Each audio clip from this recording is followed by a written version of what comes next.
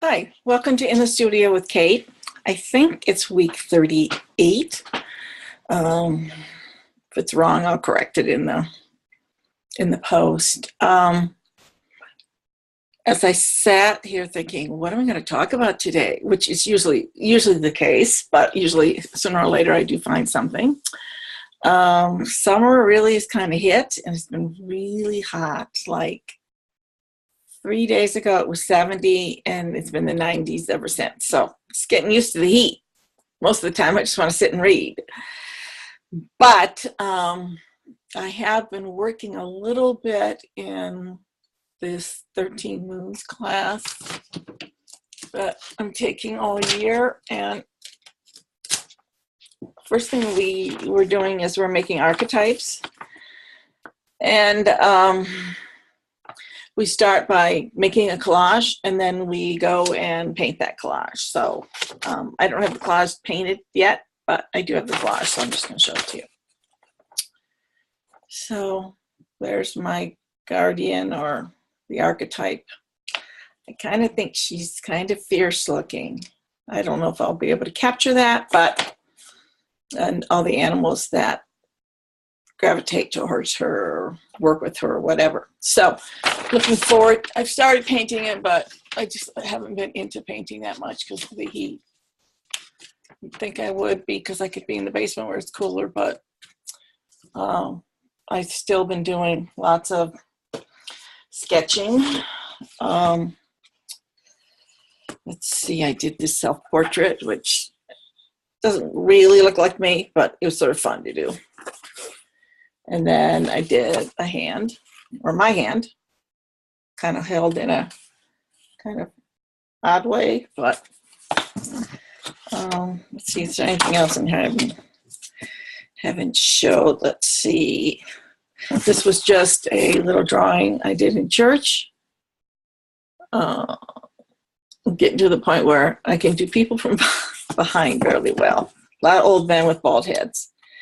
And then I went and did some urban sketching with my friend Elaine. And that's what we had. It's this pier that was my first attempt at drawing something like this. So we're learning. Each step you learn a little bit more. I always seem to be talking about books because I've been buying a lot of books lately. This, I have to admit, I got a few days ago. It is called Sketching from Square One to Trafalgar Square. I think this has got to be the best book on sketching I've ever seen.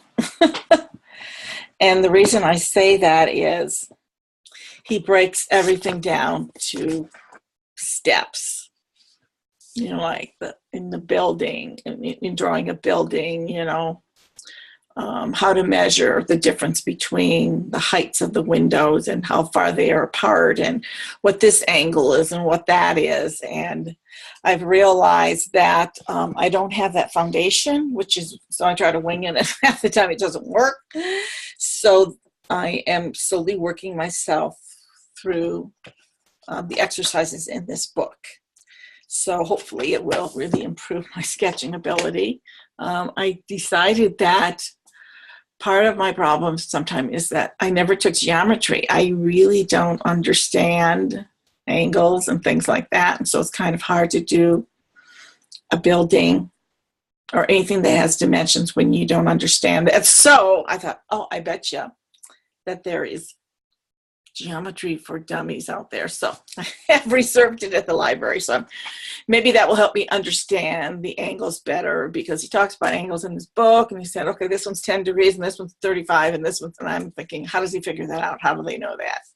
That's kind of beyond me because I never studied that. So that's on my list of things. If I can't figure it out, I find a way to learn that. So the other sketching book I got this from the library, and it's put out by the Urban Sketcher people, and it is called Understanding Perspective. And so I've been spending way too much money on books, so I thought I got to see if they have this at the library. So it looks really good. It looks like one of those books that you probably want to have a copy of. I don't know if you ever do that. You end up buying things and you thought, oh, I could have got that from the library. Or you don't buy them, you get them from the library, and then you end up having to buy them because they're either, really good, you want to read them again, or this just seems to cover all sorts of different kinds of perspective things that I know nothing about. So I'm probably going to have to end up buying it, but anyways, it was at our local library, so I'm going to peruse it a little bit and see what I can garner from it, and some later date probably purchase it. The other thing I want to talk about is probably has nothing to do with art. Well, I don't know. Maybe it does. Probably not. I find it interesting how books can come to you. Did I lose the Post-it note? Looks like I lost the Post-it note. Okay. We have a book table at our church, okay, where we sell books. Sometimes people drop books off. Someone dropped this book off, and they put on a little Post-it note. Whoever wants it, take it. It's free. And it took me 2 seconds reading the title to decide, yes, this book was for me. And I don't know if you can see what it's called, but it is called When Women Were Birds. 54 Variations on Voice by Terry Tempest Williams. I've never read anything by her. But of course, it was the bird thing that really drew me in. And the way this book starts is the woman's mother dies. And she says, I'm giving you my journals, but I don't want you to read them until after I have passed. So she honors her request, and then she goes and she finds the journals. There's shelf after shelf of books. Some of them are solid, some of them are floral. They're all about the same size. They just take up this bookshelf. And she picks up the first book and she opens it, and this is what she finds.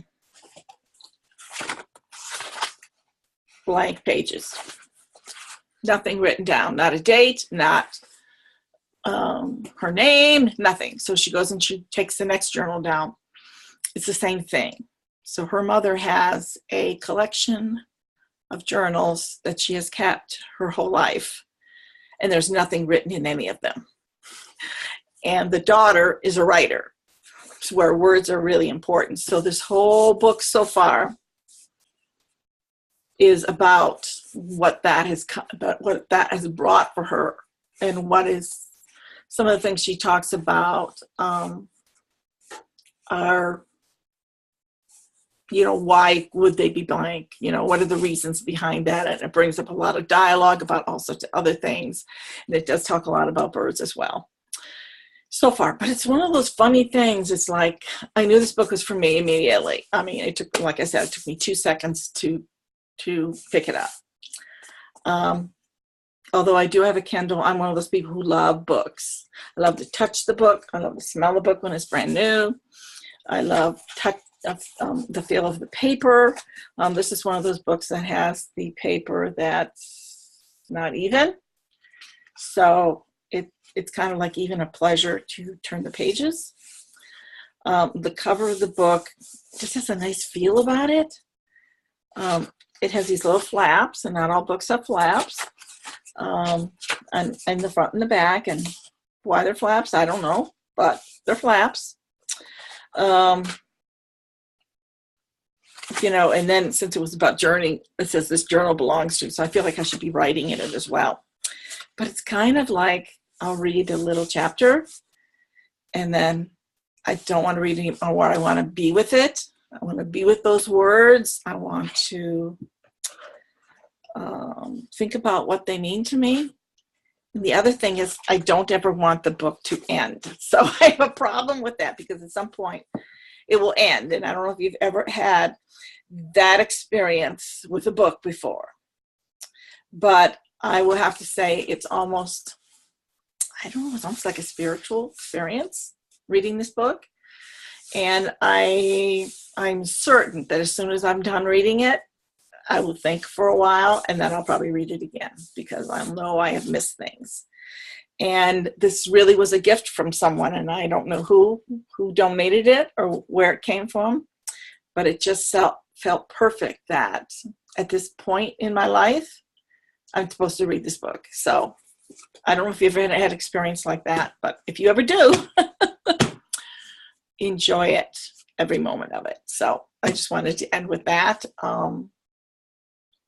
because I was reading it a little bit earlier this morning, and I might read a couple pages later. It's just like, it's like this special time that I get to spend and be with this story, be with this book, be with the words that this woman has written. It's kind of, never had experience with a book like this. So similar novels and stuff that I really related to that I didn't want to end.